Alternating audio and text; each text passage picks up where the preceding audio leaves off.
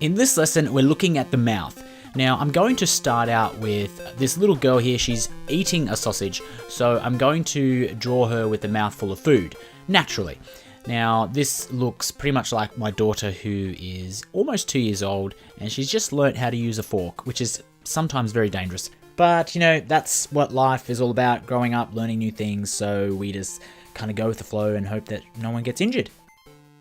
This is her with a mouthful of food. I've drawn her with a big cheek full, and this one here is a little bit more advanced. It's kind of something that you might want to jump in front of a mirror and pull some faces to get the kind of mouth that you really want.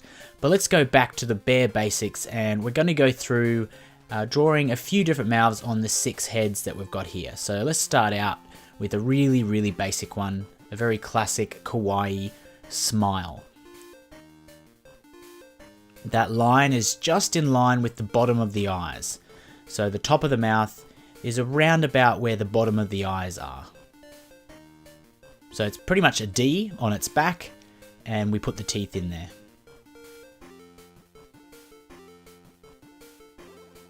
This second one is going to be pretty much the reverse of the first one. So instead of putting the D on its back, it's going to be on its front, which is basically someone who's not quite happy, a little bit upset. And we put the teeth in there again. As you are probably noticing, the mouths are fairly simple. They're very easy to draw.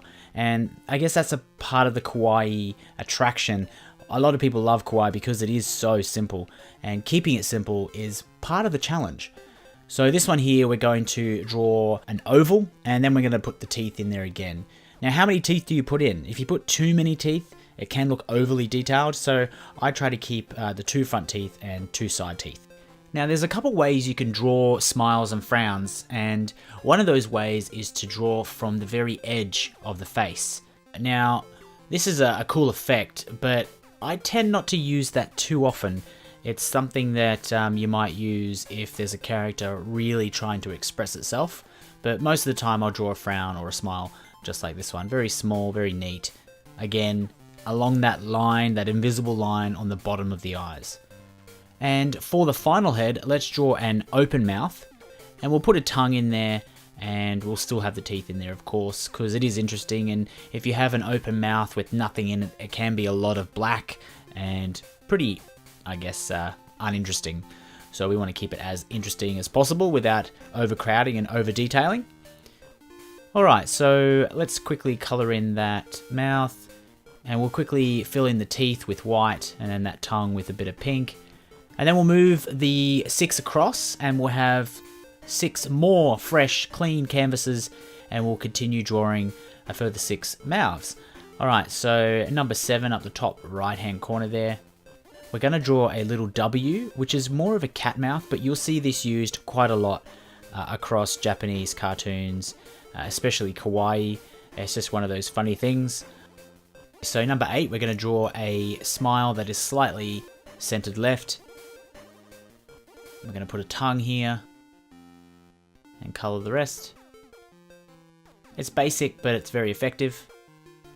Number 9, let's go for some goofy looking, gnarly teeth.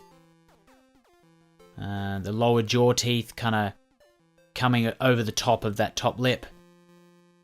Number 10, let's go for a really open mouth with some big teeth in there. So draw your 2 lines here to separate the top from the bottom teeth. And then you've got that center area for putting your tongue, which is basically just an M, a letter M. And then color in the rest. Alright, so for the second last face, let's go for something kind of a little bit more aggressive, which can look very funny for kawaii styled characters because they are so cute. And for the final mouth, let's do something a little bit cheeky and have the character making a kind of noise with her tongue.